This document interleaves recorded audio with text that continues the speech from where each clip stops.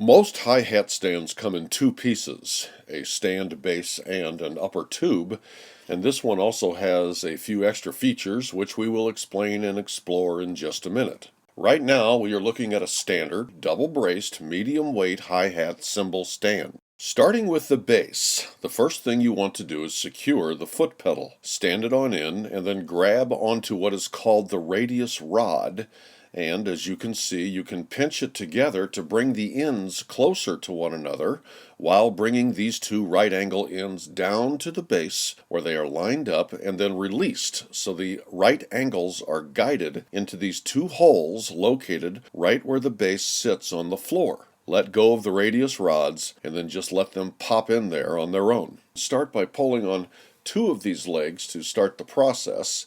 If you meet with resistance, simply reach around and pull on the third leg and everything will even out so that all three can spread apart evenly. If the legs are not pulled down far enough, the stand will rock on the central tube, as shown here, so make sure you pull them apart far enough where the central tube just barely clears the floor. Simply push the legs down as far as they will go, and then lift up on the central tube a slight bit. That way, everything will adjust when the pedal is depressed a few times.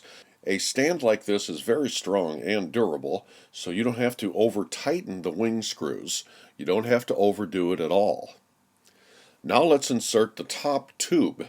Before we do, we want to point out this little feature called a memory lock.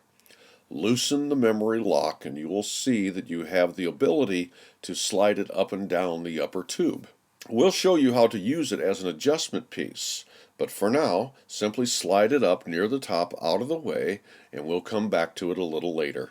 While you are at the top, grab the clutch as shown, loosen the wing screw, and remove the clutch for now. Now hold on to the top of the pull rod that the clutch was attached to, and you will see that this rod extends through the center of the tube and comes out the other end with threads on it.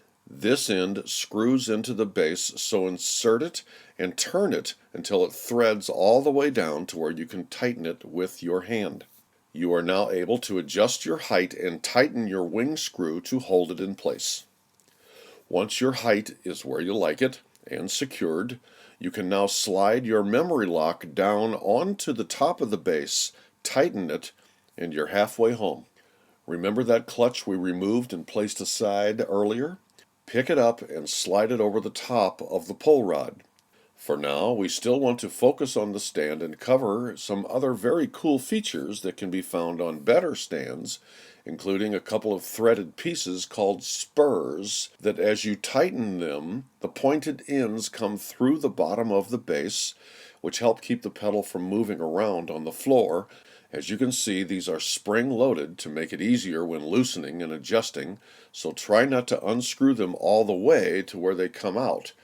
Now let's look at another feature that allows you to adjust the tension of the pedal. This is a feature found on more expensive stands, and how they operate on different stands varies. In this case, if it's set all the way down, you have a looser feel. If you pull it up and tighten, the pedal will have more resistance. Finally, as long as we're down here, you now have the ability to swivel the entire tripod base. This is done to accommodate an additional pedal while continuing to give the player access to the original pedal by simply swiveling the leg out of the way so that the double pedal can slide right in and set alongside this hi-hat footboard. And then, once you have that set, tighten the top wing screw back down as well as the bottom key head, and you're ready to go.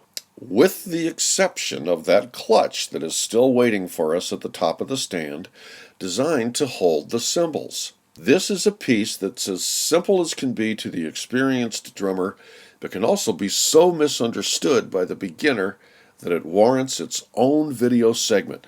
So stay tuned for that one.